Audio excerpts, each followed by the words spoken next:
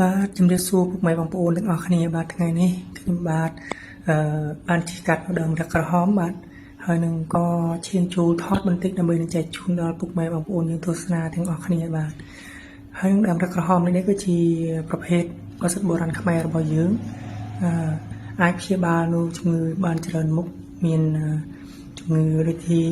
បញ្ចុះក្តៅបញ្ចុះលាមកក្អកស្លេះបញ្ចុះព្រូនឈឺធ្មេញឬក៏ជំងឺសះស្បែកមានរមាស់ជាដើមបាទហើយនឹងមានអត្ថប្រយោជន៍ជាច្រើនហើយនឹងជំងឺជាច្រើនទៀតដែលខ្ញុំមិនបានរៀបរាប់ឲ្យក្បោះក្បាយនៅក្នុងវីដេអូមួយនេះទេបាទព្រោះអីថ្ងៃនេះខ្ញុំបាទចុះមកនេះថតដើម្បីបង្ហាញចែកជូនដល់បងប្អូនទស្សនាទាំងអស់គ្នាទេមិនបានរៀបរាប់នៅអត្ថប្រយោជន៍ទាំងអស់ទេបាទគ្រាន់តែរាប់ទូដូចថា2 3មុខប៉ុណ្ណោះឯងបាទហើយនេះចំណែករកក្រហមនេះដែរយើងអាចប្រើប្រាស់រុក្ខជាតិទាំងមូលតែម្ដងបាទមានស្លឹកជ័រផ្កាដើមហើយនឹងឫសតែម្ដងបាទយើងអាចប្រើប្រាស់បានទាំងអស់បាទអរគុណបាទបងប្អូនបាទបងប្អូននេះដើមរកក្រហមនេះធំបងប្អូនធំល្អចាស់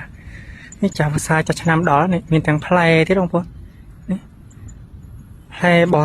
រកក្រហមនេះមិនដឹងថាប្រើការជាថ្នាំឱសថអីបានទេមិនដឹងបាទខ្ញុំក៏មិនដឹងច្បាស់មិនយល់ច្បាស់ប៉ុន្តែបើថា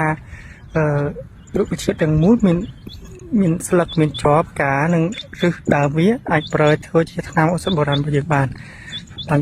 ច្រើនមុខបងប្អូនដើមធំល្អបងប្អូនកលធំហ្មងនៅនេះគ្មានណាគេកាត់ប្រើទេព្រោះអីម្ដុំនេះថាតិចមានណាគេប្រើថ្នាំឥឡូវនៅខ្ញុំនៅកម្ពុជាក្រមតិចមានណាប្រើច្រើនបងប្អូនធំកំពុះល្អនេះនេះរកក្រហមបងប្អូននេះរកក្រហមរកមានធម្មតាមានពីរប្រភេទរកក្រហមនិងរកសណារកក្រហមនិងរកសក៏ប៉ុន្តែនៅនេះខ្ញុំឃើញជីស្ទឹងទៅពេលខ្លះឃើញទាំងរកលឿងទៀតមានរកពណ៌លឿងសមិនច្បាស់ជាស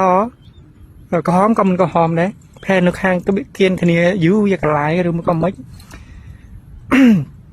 ណារកលឿងវាមានអត្ថប្រយោជន៍ដូចរកសនិងរកក្រហមនេះក៏អត់មិនដឹងនេះបងប្អូន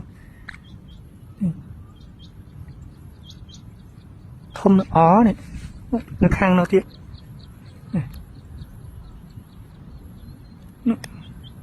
នៅច្រើនបងប្អូន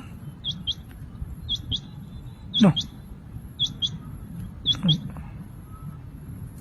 ចូលក្ដុំឆេ